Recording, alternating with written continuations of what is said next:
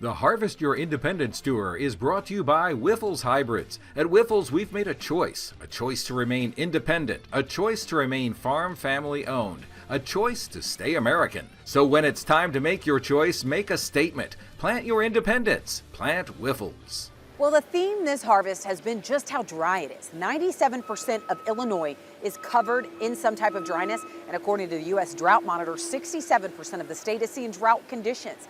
What makes that even more surprising is just 3 months ago, only 10% of the state was covered in drought.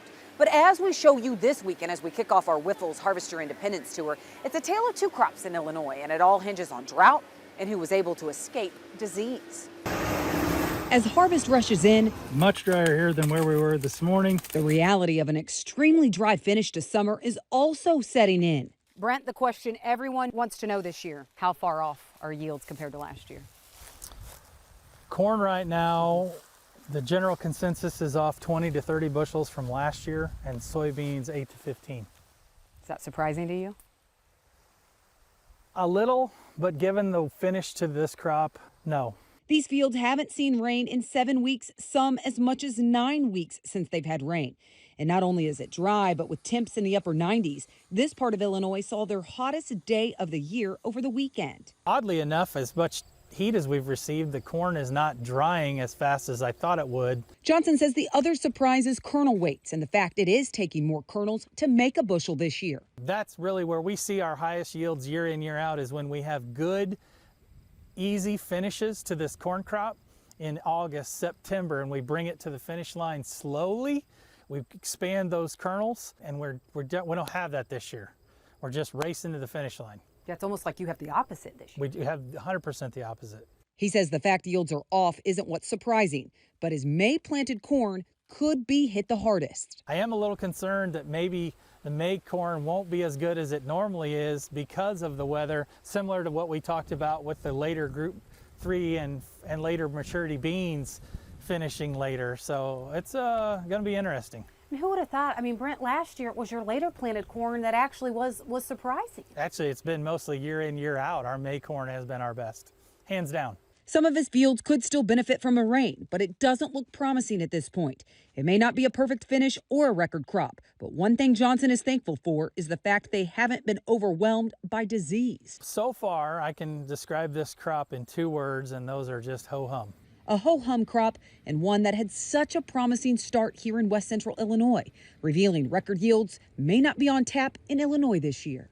But farther north, it is a different story. Corn harvest is just getting started for one farmer in Illinois, and as Clinton Griffiths tells us, fungicides kept disease pressure down and yields are holding steady.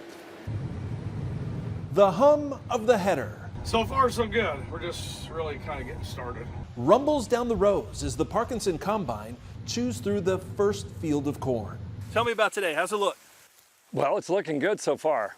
Right now, it's about 21 and a half, so it's changed a lot in a week. We cut beans last week because the corn was too wet, so we luckily had some early group, some 2.7s to 3.1s that were ready. So we stayed out of the corn to save a little money. And let that crop dry in the field. Today, they're flush with corn.